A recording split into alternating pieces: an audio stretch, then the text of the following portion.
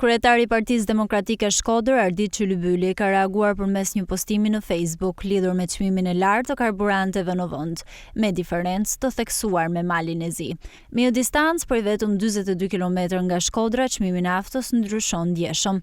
Aktualisht një litër naftë në Shqipëri kushton rreth 214 lek, ndërsa në Maltëzi është dukshëm më i ulët, me një diferencë prej rreth 73 lekësh për litër. Edhe pse në pamje të parë kjo diferencë mund të duket e vogël, në praktikë ajo ka një ndikim të konsiderueshëm në buxhetet familjare. Sipas llogaritjeve, një familje që konsumon rreth 100 litër naftë në muaj paguan rreth 7300 lek më shumë krahasuar me një familje në Maltëzi.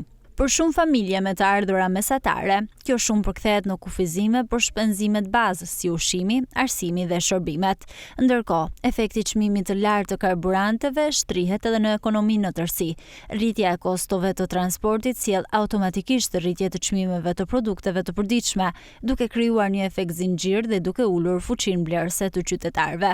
Kjo diferencë e ndjeshme çmimi, me një distancë kaq të shkurtër gjeografike ngre pikpyetjet mbi politikat fiskale dhe funksionimin e tregut të karburanteve në Shqipëri.